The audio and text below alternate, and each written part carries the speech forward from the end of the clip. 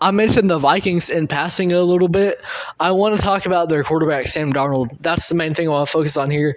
So they dominated the Houston Texans 34-7, I believe it was. And Sam Darnold had 4 passing touchdowns.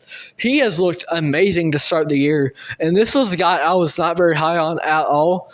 I had just, seen what he had done previously, and I wasn't impressed in the slightest.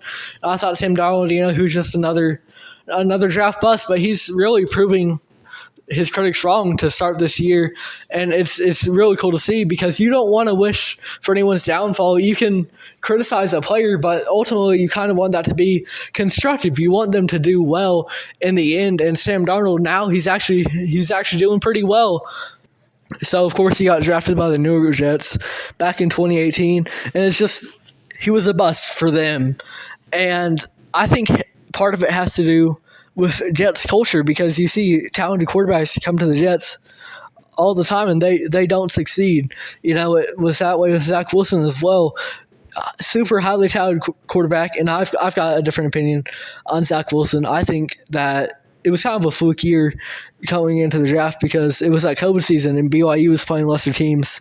But regardless, he has the physical abilities and the talent to be a good NFL quarterback, and that just didn't pan out. But the Jets culture, at the time Sam Darnold came in, they had a culture of losing and consistently being not a very good team. And you didn't have that many weapons around him either. So Sam Darnold wasn't in a good situation to succeed. But he also didn't make that situation any better for himself with his play. But now, and then after that, he kind of went and bounced around the league as a backup. And now he's getting a chance to start for the Minnesota Vikings again. And J.J. McCarthy, the rookie, he got injured. So it's Sam Darnold's team now.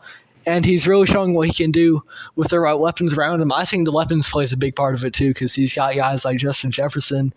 Just having an elite wide receiver and, when healthy, a great tight end and a great number 2 wide receiver, it helps a lot, obviously. But I think also part of it is Sam Darnold has just grown as a player. So we're seeing a lot of redemptions, whether it was Baker. He hasn't had the best start. He had a great week 1, and then it's kind of gone down a little bit, but just seeing guys like Sam Darnold succeed, it's really good to see. If you enjoyed this video, it would be great if you could find it in you to like, subscribe, maybe check out the full podcast on Spotify, follow us on there, follow us on Instagram.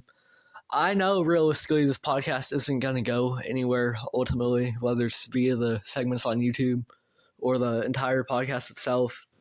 But I want to get into the sports broadcasting business. I want to be able to promote thought-provoking discussions about the NBA, and I would love to do it via State of the Association.